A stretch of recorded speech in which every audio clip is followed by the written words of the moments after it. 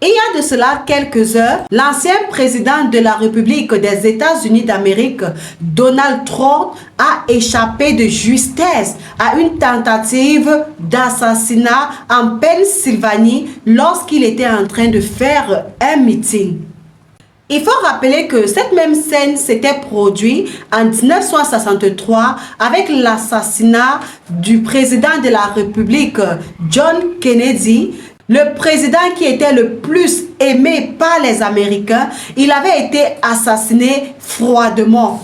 Pour ceux qui ne le savent pas, nous sommes à quelques mois seulement des élections présidentielles aux États-Unis d'Amérique.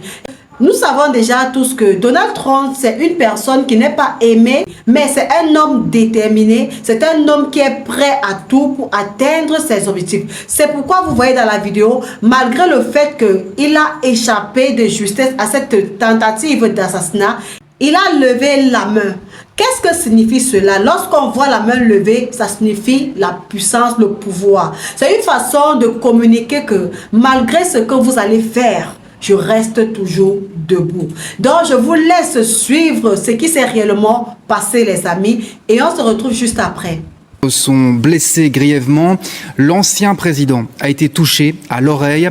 La scène a été filmée en direct par les caméras de télévision. Le récit, Philippe Antoine. C'est un meeting de campagne comme il en a connu des dizaines. Dans cet État de Pennsylvanie qui a voté pour Biden en 2020, Donald Trump critique sévèrement la politique d'immigration de son rival quand soudain,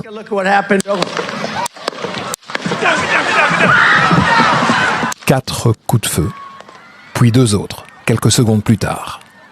Donald Trump s'est immédiatement recroquevillé derrière son pupitre. Plusieurs membres des services secrets se sont précipités vers lui pour le protéger, tandis que l'un des tireurs d'élite a immédiatement repéré et tué le tireur. Dans la foule, un partisan a été mortellement touché. Deux autres sont grièvement blessés.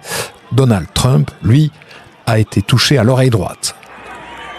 Une poignée de secondes plus tard, alors que les gardes du corps le relèvent pour l'évacuer de la scène, l'ex-président réclame d'abord ses chaussures. Et puis Donald Trump, le visage ensanglanté, fait ce geste, le poing levé. Ce geste suscite l'enthousiasme de ses partisans qui se mettent à crier « USA, USA ».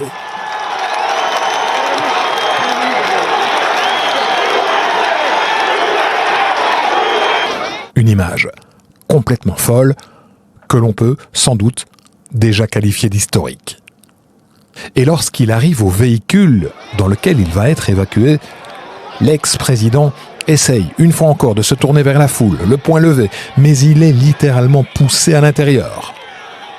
Plusieurs de ses partisans se retournent alors en effectuant un geste vers les médias, peut-être à l'attention du tireur, une certitude. Leur champion n'est pas abattu, il sort peut-être même plus fort que jamais. Et on va aborder les enjeux politiques dans un instant, mais d'abord, on rejoint en direct à Washington Sonia Dredi. Sonia, cette tentative d'assassinat a lieu à moins de 4 mois de l'élection présidentielle. Donald Trump était d'ailleurs en meeting donc dans une petite ville en fait, de Pennsylvanie. Oui, tout à fait. Donald Trump avait choisi cette petite ville de Pennsylvanie comme son dernier meeting de campagne avant le début de la convention républicaine ce lundi. Alors pourquoi la Pennsylvanie? Parce que c'est un État clé pour l'élection et donc chaque voix compte. Alors on l'a vu, Donald Trump tenait ce meeting de campagne à l'extérieur, un meeting plus petit que les grands meetings parfois qu'il organise pour tenter justement de créer une certaine proximité avec les habitants, avec ses partisans, mais donc évidemment quand c'est un meeting de campagne à l'extérieur, eh bien cela pose plus de questions sur le dispositif sécuritaire. C'est plus difficile de sécuriser un lieu à l'extérieur, de bloquer tous les accès et d'ailleurs plusieurs témoins affirment avoir vu le tireur quelques minutes avant qu'il commette son acte, notamment en train de monter sur un toit pour tenter d'accéder au meeting de campagne. Donc il y a beaucoup de questions qui se posent aujourd'hui sur le dispositif sécuritaire. En tout cas, il y a une image que l'Amérique, qu'elle soit conservatrice ou libérale, retient aujourd'hui. C'est cette image de l'ancien président qui a l'oreille en sang, le poing levé. C'est une scène quasi sortie d'un film hollywoodien et pour ses partisans, eh bien, c'est un héros et il sera sûrement accueilli comme tel à la convention républicaine qui débute donc ce lundi. Sonia Dredi, en direct de Washington. Merci beaucoup, Sonia. Vous le disiez, d'ailleurs, les questions sont nombreuses ce dimanche. Quel est le profil du tireur? Comment a-t-il pu se retrouver armé aussi près de Donald Trump, un ancien président, un candidat à la présidence? Une chose est sûre, l'enquête devra faire la lumière sur les failles évidentes de sécurité. Nicolas Lejuste, Quentin Warlov.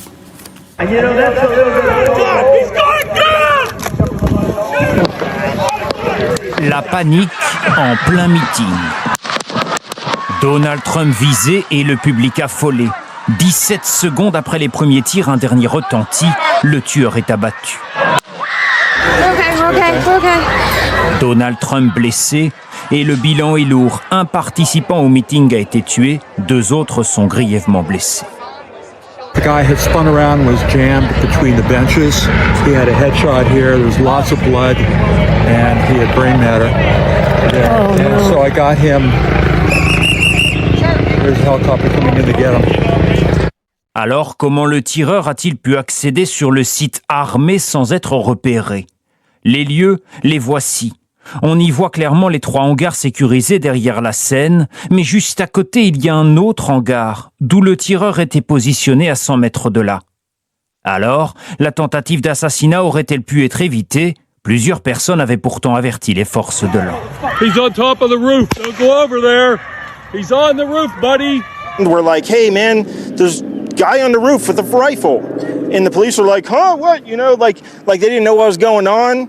You know, we're like, hey, right here on the roof, we can see him from right here. We see him. You know, he's crawling. And next thing you know, I'm thinking to myself, why is Trump still speaking? Why have they not pulled him off the stage? Y a-t-il eu des failles dans la sécurité de l'organisation du meeting? La police d'État admet quelques problèmes. Après ce drame, il y a eu des investigations qui ont été menées et l'auteur de ce drame a été identifié et abattu par les forces de sécurité. Regardez également cet extrait. Alors qui est le tireur? D'après le FBI, il s'agit de Thomas Matthew Crooks, 20 ans. Il vivait à environ 1 heure de route de Butler, enregistré comme électeur et adhérent républicain. L'enquête se poursuit. Le FBI dit ignorer à ce stade les motivations du tireur. Je tiens toujours à vous rappeler qu'il y a une formation que nous avons lancée pour vous sur les achats en Chine. C'est une formation qui va vous montrer, qui va vraiment vous aider à pouvoir faire les achats en Chine et recevoir en Afrique. Peu importe là où vous vous trouvez, que vous soyez en Côte d'Ivoire, au Gabon, au Mali, peu importe là où vous vous trouvez les amis, vous pouvez suivre cette formation et commencer à importer depuis la Chine et recevoir dans votre pays sans toutefois vous déplacer les amis. Eh bien, c'est tout ce que je voulais partager avec vous. D'ici à là, portez-vous bien et retrouvons-nous dans la prochaine vidéo. À très bientôt.